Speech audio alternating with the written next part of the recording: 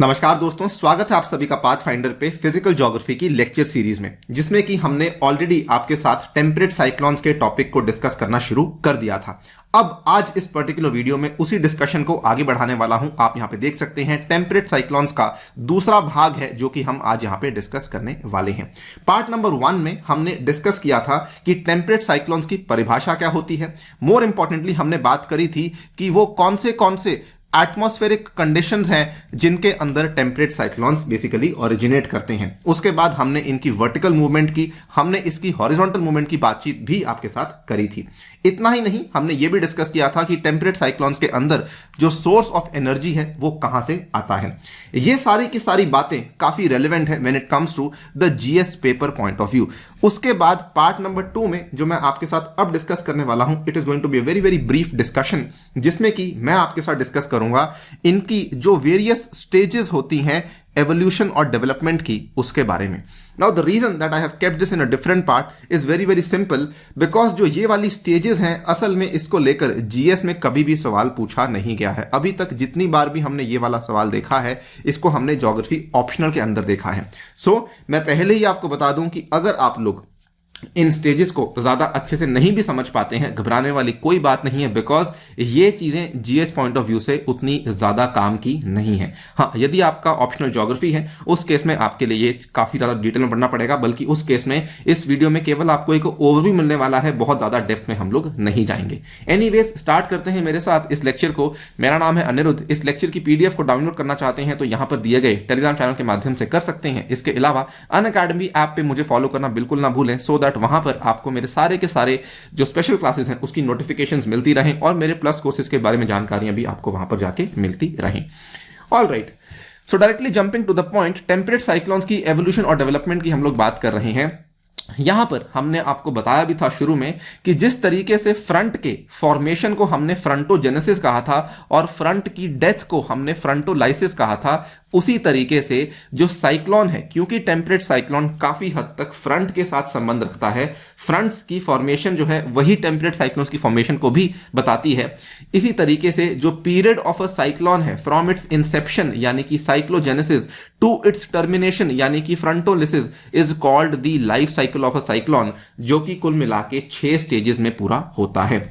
याद कीजिए, मैंने आपको फ्रंट्स में समझाया था कि अलग अलग तरह के फ्रंट्स होते हैं। सबसे पहला होता है स्टेशनरी फ्रंट, उसके बाद होता है cold front, then we have something called as the warm front and finally we have something called as the occluded front। I am sure आपको ये कहानी याद होगी, हमने 1 या 2 लेक्चर्स पहले इसके बारे में बातचीत करी थी।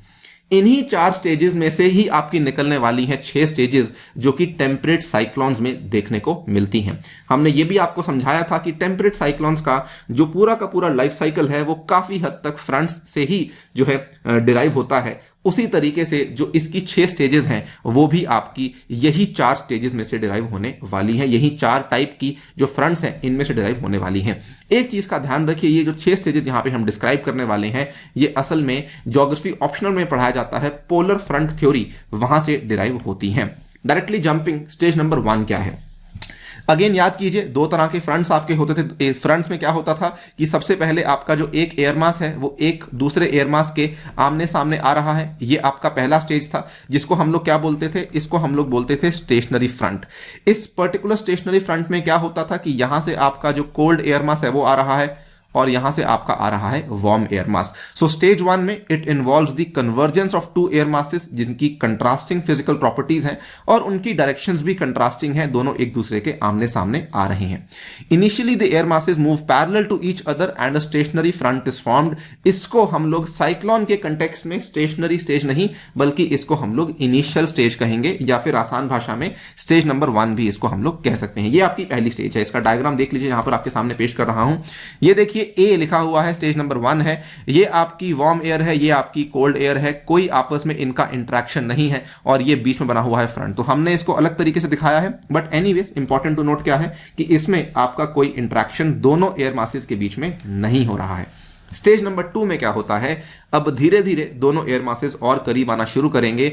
इसको कहा जाता है स्टेज नंबर 2, या फिर टेक्निकल भाषा में इसको कहा जाता है द इंसिपिएंट स्टेज। ये देखिए आपके सामने लिखा हुआ है, it is also called as the incipient stage, during which the warm and the cold air masses penetrate into the territories of each other and thus a wave-like front is formed under the influence of the Coriolis force। तो अब क्या होगा, अब ये दोनों के दोनों जो आपके फ्रंट एयर मासेस हैं ये एक दूसरे की टेरिटरी के अंदर इंटरफेयर करेंगे, पेनिट्रेट करेंगे, तब जाकर के आपका क्या पैदा होगा, तब जाकर के आपका एक फ्रंट पैदा होगा। फ्रंट में क्या होता है, फ्रंट में आपका वार्म एयर मास ऊपर को जाना शुरू करेगा। यस, फ्रंट में आपका वार्म एयर मास ऊपर को जाना शुरू करेगा और ये वाला जो आपका बेसिकली फ्रंट है, जब इसकी फॉर्मेशन शुरू होती है इसको कहा जाता है इंसिपिएंट स्टेज। मैं रिपीट करूंगा, जब फ्रंट की फॉर्मेशन क्या होती है, जब फ्रंट की फॉर्मेशन शुरू होती है उसको कहा जाता है इंसिपिएंट स्टेज। आपके सामने मैं स्टेज नंबर 2 दिखाता हूं। ये देखिए आपका वार्म फ्रंट है, अभी आपका बिल्कुल छोटा सा फ्रंट बनना शुरू हुआ है, ये आपका स्टेज नंबर 2 है। अभी अगली स्टेज में जाएंगे तो फ्रंट जो है वो काफी ज्यादा धीरे धीरे बड़ा होने वाला है। ये देखिए फ्रंट बड़ा हो रहा है, इसमें फ्रंट और बड़ा हो चुका है, तभी जाकर तो आपकी जो बारिश है वो धीरे धीरे और बढ़ती रहती है। स्टेज नंबर 3 की बात करेंगे तो इसको कहा जाता है मैच्योर स्टेज। ठीक है, ये मैच्योर स्टेज काफी रेलेवेंट है, काफी इंपॉर्टेंट है। इस टाइम पे साइक्लोन फुली डेवलप्ड होता है and the isobars become almost circular. जो आपकी आइसोबार्स हैं ये ऑलमोस्ट सर्कुलर बन जाती हैं। जो एनर्जी और इंटेंसिटी है साइक्लोन की, this is the greatest at this stage. यहां पर rainfall is generated by the nimbostratus clouds along the warm front and cumulonimbus clouds generate high intensity rainfall at the cold fronts. So remember once again, जब हम fronts की बात कर रहे थे तो हमने स्टेशनरी फ्रंट की बात करी थी, कोल्ड फ्रंट की बात करी थी, वार्म फ्रंट की बात करी थी। आई टोल्ड यू कि वार्म फ्रंट्स में बेसिकली आपकी जो स्लोप है और कोल्ड फ्रंट में जो स्लोप है, कोल्ड फ्रंट में स्लोप इस तरीके होती है, वार्म फ्रंट में स्लोप और ज्यादा बढ़ जाती है। तो जैसे जैसे स्लोप बढ़ेगी यानी कि हवा उतना ऊपर जाएगी, जब हवा उतना ऊपर जाएगी तो आपके बड़े ज्यादा क्लाउड्स बनने वाले हैं।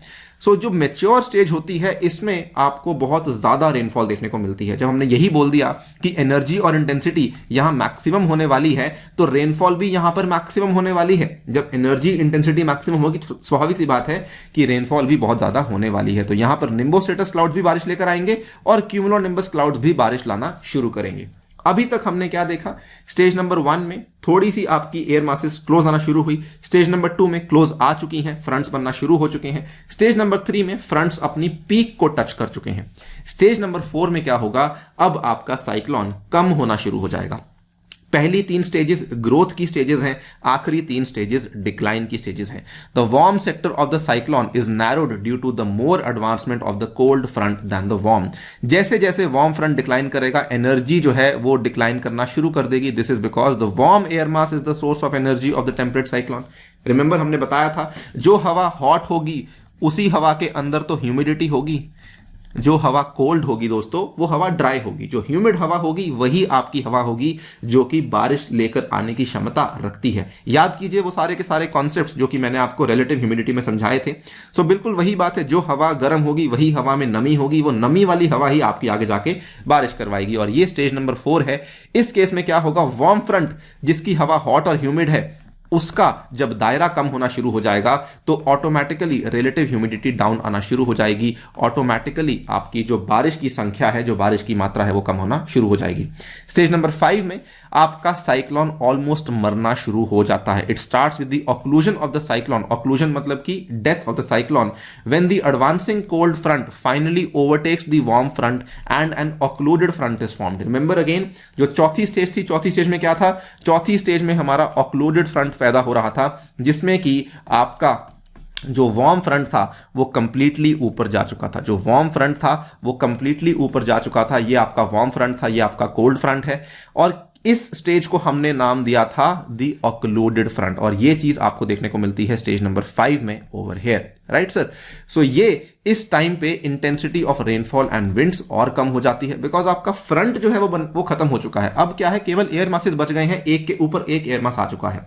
और स्टेज नंबर 6 में आपका वार्म सेक्टर कंप्लीटली डिसअपियर कर जाता है। Occluded front is also eliminated, cold air mass completely आपके सरफेस को कवर कर लेता है और धीरे धीरे आपका साइक्लोन जो है वो यहां पर मर जाता है। ये 6 स्टेजेस आपके सामने हमने दिखाई हुई हैं। स्टेज नंबर 1 में देखिए बीच में आपका फ्रंट है, ठीक है, कहने के लिए फ्रंट है, हो कुछ भी नहीं रहा। स्टेज नंबर 2 में इसको कहा जाता है वेव लाइक फ्रंट। क्यों कहा जाता है वेव लाइक फ्रंट, क्योंकि अभी छोटा सा फ्रंट पैदा हुआ है। स्टेज नंबर 3 में आपका जो फ्रंट है ये और ज्यादा खतरनाक बन जाता है। स्टेज नंबर 4 में आपका जो फ्रंट है ये डाई आउट करना शुरू करना लग जाता है। तो यहां पर स्टेज नंबर 4 में जिसको कि हमने क्या कहा, हमने इसको कहा the warm sector is narrowed down, और ये आपकी स्टेज नंबर 4 है। यहां पर आपकी एनर्जी इंटेंसिटी कम होना शुरू हो जाती है। स्टेज नंबर 5 में you see an occluded front being formed, and stage number 6 में जिसको कि हमने एफ कहा है, ये आपका कंप्लीटली फ्रंट खत्म हो जाता है, साइक्लोन खत्म हो जाता है, और आपका केवल कोल्ड एयर मास है जो कि धरती के ऊपर बच जाता है। Now you might be thinking कि यहां पर हमने जो डायग्राम दिखाया है वो उस चीज के साथ मैच नहीं कर रहा जो आपने पीछे स्टेटमेंट्स पढ़े हैं, इसीलिए मैंने यहां पे नोट दिया है कि इस डायग्राम को बहुत ज्यादा सीरियसली लेने की आवश्यकता नहीं है, बिकॉज ये रेलिवेंट नहीं है जीएस पॉइंट ऑफ व्यू से। इसके क्वेश्चंस केवल ऑप्शनल में ही पूछे जाते हैं। हाँ, स्टेजेस आपको समझ आनी इसलिए जरूरी है बिकॉज हमने फ्रंट्स की बात करी थी, और ये स्टेजेस कहीं ना कहीं उन्हीं 4 फ्रंट्स की स्टेजेस से ही डिराइव करी गई हैं, राइट। बस इतनी सी बात आपको बतानी थी इन द टेम्परेट साइक्लोन कि इनकी एवोल्यूशन डेवलपमेंट किस तरीके से होती है। Coming to the next point कि इनकी अगर प्रेडिक्टेबिलिटी की बात करें तो टेम्परेट साइक्लोन्स जो हैं they are relatively more regular and predictable compared to the tropical cyclones, and they are primarily observed in the winter seasons.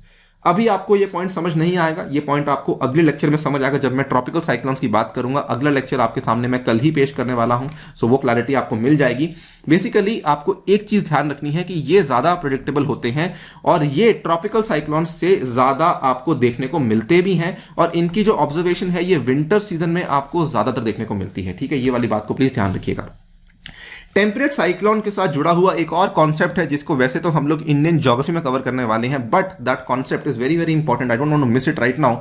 उसको कहा जाता है वेस्टर्न डिस्टर्बेंसेस। दोस्तों, जो यही टेम्परेट साइक्लोन्स हैं ये भारत के अंदर भी आपको देखने को मिलते हैं। किस तरीके से? अब ये थोड़ा सा कॉन्ट्राडिक्टरी हो सकता है।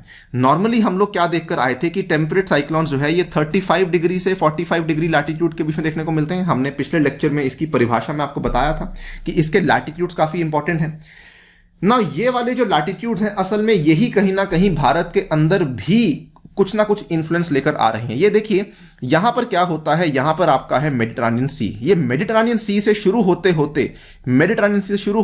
ये इस तरफ को आना शुरू करते हैं, और ये कहीं ना कहीं इंडिया, पाकिस्तान और अन्य कई सारे देशों के अंदर वेस्टर्न डिस्टर्बेंसेस के फिनोमिना हमें देखने को मिलता है। Wave cyclones which are originating over the Mediterranean sea, wave cyclones होते हैं टेम्परेट साइक्लोन्स, इसका दूसरा नाम है, इसका सिनोनिम है। और ये कैस्पियन सी और मेड सी के ऊपर जो ओरिजिनेट करते हैं ये ईस्टवर्ड आना शुरू करते हैं अंडर द इन्फ्लुएंस ऑफ सब tropical westerly jet stream. These cyclones enter into north western parts of India during winter season. आपने देखा भी होगा अभी सर्दियों का मौसम चल भी रहा है, बारिश होना शुरू हो जाती है, ठीक है, और ये बारिश लेकर आते हैं पंजाब में, हरियाणा में, दिल्ली के कुछ पार्ट्स में, और साथ ही में ये रेनफॉल के साथ साथ स्नोफॉल लेकर आते हैं Himalayan mountain ranges of Jammu Kashmir, Himachal Pradesh and Uttarakhand के ऊपर भी। और ये जो आपकी रेनफॉल आती है ना पंजाब हरियाणा में, ये कहीं ना कहीं भारत के जो रबी क्रॉप्स होते हैं उनको भी सपोर्ट करने में बड़ी भूमिका निभाती है। इसीलिए इनकी जो डिस्कशन है ये काफी इंपॉर्टेंट है। अभी मैंने आपको केवल एक छोटा सा हिंट दिया है कि ये किस तरीके से आती हैं। ये आती हैं मेड सी से, वही टेम्परेट साइक्लोन्स हैं, वहां से ओरिजिनेट करती करती इंडिया में एंट्री कर जाती हैं। जब हम इंडियन ज्योग्राफी की बात करेंगे तब इसके बारे में थोड़ा और डिटेल में बात करूंगा, बिकॉज इसको लेकर मल्टीपल टाइम्स यूपीएससी अपने जीएस के पेपर में सवाल पूछ चुकी है। दोस्तों, इस पर्टिकुलर डिस्कशन के साथ ही मैं इस लेक्चर को यहां पे समाप्त करता हूं। फिलहाल के लिए वीडियो में इतना ही। जाने से पहले आपको बताना चाहूंगा कि अगर आप लोग अपनी यूपीएससी की तैयारी को अनअकैडमी से करना चाहते हैं तो ये वाले प्राइस में आपको ये वाला पूरा का पूरा कोर्स अवेलेबल हो जाएगा। इसमें भी आपको डिस्काउंट्स मिलेंगे अगर आप लोग अनि यूपीएससी कोड का इस्तेमाल करते हैं तो। इसमें आपको अनि यूपीएससी कोड इस्तेमाल करने में ये सारे के सारे फायदे भी मिलने वाले हैं। मेरी पर्सनल गाइडेंस, व्हाट्सएप ग्रुप में एडिशन एंड बुक्स भी आपके घर तक पहुंचाई जाएंगी। ये लेटेस्ट प्राइसेस हैं जो कि आपको अवेलेबल करवाए जा रहे हैं, तो जल्दी कीजिए और इस सब्सक्रिप्शन को परचेज कर लीजिए। साथ ही में ये लेटेस्ट बैचेस हैं जो कि आपके लिए अवेलेबल करवाए जाएंगे। 29 दिसंबर को शुरू होने वाले हैं। 22 और 23 के विद्यार्थियों के लिए अलग रूप से बैचेस को शुरू करवाया जाएगा। इसके साथ में इस रविवार के दिन आपको हिस्सा लेना है कॉम्बैट में, जिसमें you have to use the referral code ANI UPSC so that आपको स्कॉलरशिप मिल सके। On that note I take your leave. Thank you for listening. Stay tuned and stay safe.